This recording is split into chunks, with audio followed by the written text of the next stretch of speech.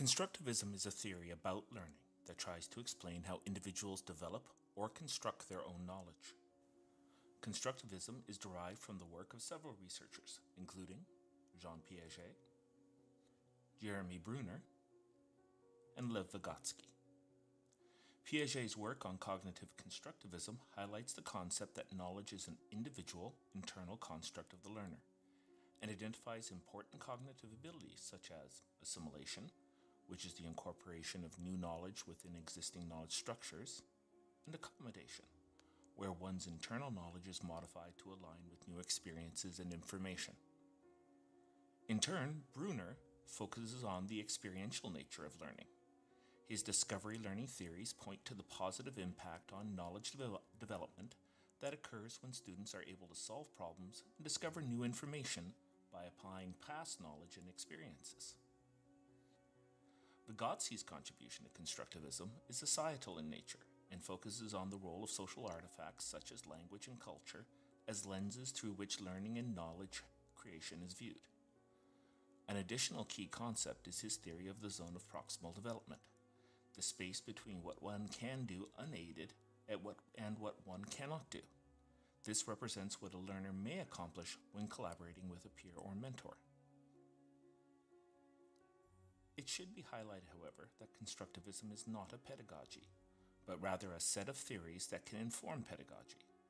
With that in mind, it may be useful to look at some of the basic tenets of constructivism.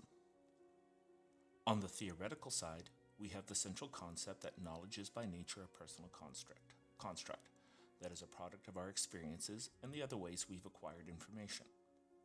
Further, new ideas and experiences must be reconciled or amalgamated with previous learning.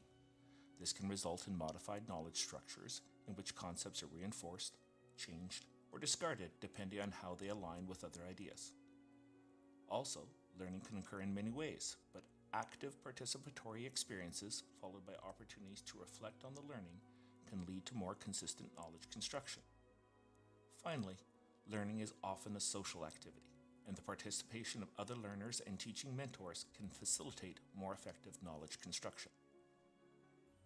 On the practical side, in a constructivist classroom, teachers acknowledge the personal nature of learning, including that each student's knowledge constructs may be different and require tailored instruction or activities to meet their individual needs. Further, students are given opportunities to identify and build on existing knowledge, followed by the opportunity to reflect on new learning and allow for its incorporation into existing knowledge structures.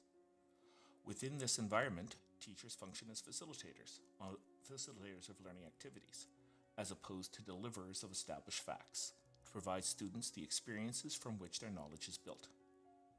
During these experiential activities, students are encouraged to work and dialogue with other students and teachers, both to aid their own development and assist others. Finally, curriculum goals are kept deliberately broad to accommodate the needs and learning outcomes of individual students. If successfully implemented, there are several advantages to applying a constructivist model to a classroom. Rather than rote memorization of facts, students instead focus on the process of learning, allowing for a more holistic approach that encourages critical thinking as students derive knowledge from their experiences.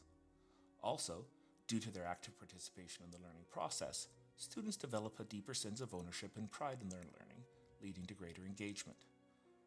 Both the experiential nature of constructivist learning and the group dynamic in which it commonly takes place also more accurately mirrors the learning that takes place outside of schools. And finally, a broader curriculum goal provides opportunities for students to personalize their learning, allowing for the pursuit of particular threads of interest while maximizing their learning potential. That being said, there are concerns about constructivist models, and some potential downsides. In particular, assessing the personal learning needs and learning outcomes for each student places a significant workload on each teacher.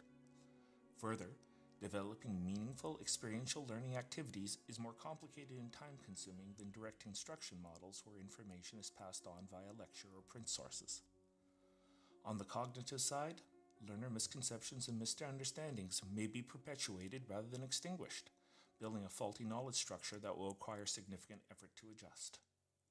Finally, the move from specific content-based curricula and a focus on group experiential learning may lead to a lack of structure if poorly implemented, and this may impact some student learning.